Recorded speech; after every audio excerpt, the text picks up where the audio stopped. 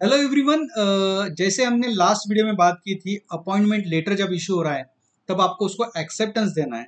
और as per institute norm जब आप एक्सेप्टेंस दे रहे हो कोई भी अपॉइंटमेंट को, तो आपको इशू करना है audit engagement letter. As per standards on auditing जैसे 210 आपको ऑडिट एंगेजमेंट लेटर इशू करना कंपलसरी है। तो ऑडिट एंगेजमेंट लेटर क्या होता है? ऑडिट एंगेजमेंट लेटर होता है agreeing to the terms of audit. आपको जो ऑडिट अलोकेट हुआ है, जो अपॉइंटमेंट आपकी हुई है, जो टर्म्स एंड कंडीशन हुई है, आपकी उसकी अंडरस्टैंडिंग क्या है, आपका रोल क्या है, रोल ऑफ ऑडिटर का क्या है, ऑडिटर की क्या ड्यूटीज है, एज वेल एज मैनेजमेंट की क्या रिस्पॉन्सिबिलिटीज है। So this is the audit engagement. What are the terms of appointment, what is the role of management, what is the role of auditor, and both the parties to the contract are agreeing to the terms of engagement. So as per SA 210 audit engagement letter issue करना compulsory है। Institute ने guidance note publish की है bank audit के लिए। उसमें appendix 5 और 6 के लिए में आपको फॉर्मेट दिए है कि इलस्ट्रेटिव फॉर्मेट दिए गए हैं इंस्टीट्यूट की तरफ से कि किस फॉर्मेट में आपको ऑडिट एंगेजमेंट लेटर इशू करना है। ऑडिट एंगेजमेंट लेटर जो अपेंडिक्स 5 में मेंशन किया गया है वो जनरल बैंक ब्रांच ऑडिट के लिए एप्लीकेबल है।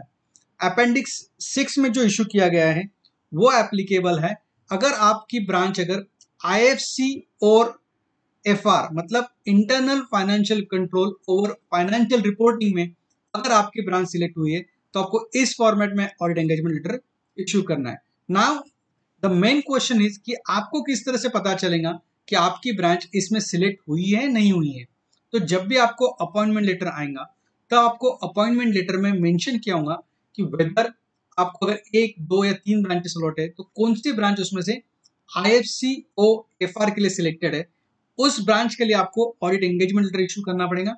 और स्पेसिफिकली मैं आपको मेंशन करना चाहूंगा कि उस ब्रांच के लिए आपको जो आपका मेन स्टैट्यूटरी ऑडिट रिपोर्ट होता है उसके साथ में एनेक्चर ए सबमिट करना पड़ता है। तो उसके लिए आपको ऑडिट एंगेजमेंट लेटर अलग से सबमिट करना है। नाउ मैंने इस वीडियो के साथ में दोनों इलस्ट्रेटिव फॉर्मेट के फॉर्मेट्स आपके इंफॉर्मेशन के लिए अटैचमेंट में जोड़े हुए हैं, पर both this format are illustrative one.